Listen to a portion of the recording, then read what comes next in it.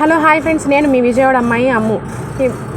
Result కోసం ఎదురు చూస్తున్న పూర్ణిమ ఆ రోజు రిజల్ట్ కావడంతో పొద్దున్నే లేచి చక్కగా స్నానం చేసి దేవుడు పూజ చేసుకొని రిజల్ట్ చెక్ చేసుకోవడం కోసమని వాళ్ళ అన్నయ్యతో కలిసి నెట్ సెంటర్కి వెళ్ళింది. వాళ్ళ అన్నయ్య హాల్ టికెట్ తీసుకొని నేను చెక్ చేసుకొని వస్తాను, నువ్వు వెయిట్ చేయి అని చెప్పి లోపలికి వెళ్ళాడు. అలా లోపలికి వెళ్ళిన కార్తీక్ ఎంతకీ రాకపోయేసరికి పూర్ణిమలో కొంచెం టెన్షన్ ఎక్కువైపోయి లోపలికి వెళ్దాం అనుకునే లోపు కార్తీకే వచ్చి చాలా సంతోషంగా రిజల్ట్ 571 వచ్చింది పూర్ణిమ అని చెప్పేటప్పటికి పూర్ణిమ సంతోషానికి అవధులు లేకుండా పోయినాయి.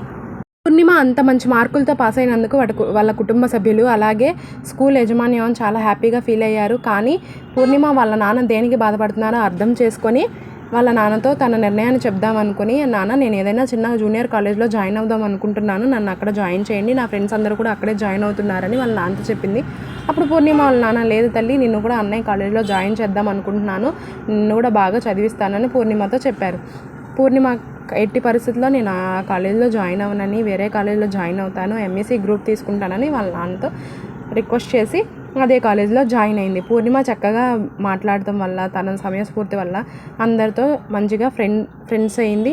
చక్కగా తన చదువు తను సాగిస్తూ ఉంది. ఇదిలా ఉండగా వాళ్ళ నాన్న పూర్ణిమలో వచ్చిన ఒక చిన్న చేంజ్ని గమనించారు.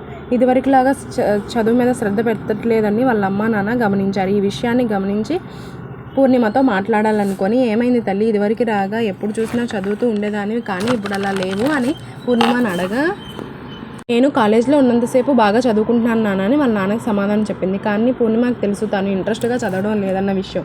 ఫ్రెండ్స్తో ఆడుకోవడం, బయటికి వెళ్ళడం ఇవన్నీ ఎక్కువైపోయాయి. ఇవన్నీ ఆపేసి చదువు మీద కాన్సన్ట్రేట్ చేయాలని పూర్ణిమ అనుకుంది. ఈలోపు ఇంటర్ పరీక్షలు దగ్గరకు వచ్చాయి. హాల్ టికెట్ తీసుకొని సెంటర్ ఒకసారి చూసుకొని రమ్మని కాలేజ్ వాళ్ళు చెప్పడంతో తన హాల్ టికెట్ తీసుకొని సెంటర్ చూసుకోవడానికి వెళ్ళింది. పరీక్షలు బాగానే రాసినప్పటికీ పూర్ణిమలో ఏదో తెలియని భయం. రిజల్ట్ కోసం ఇదివరకులాగా ధైర్యంగా ఉండలేకపోయింది. ఎప్పుడు రిజల్ట్ ఎప్పుడు వస్తుందా అని భయపడేది.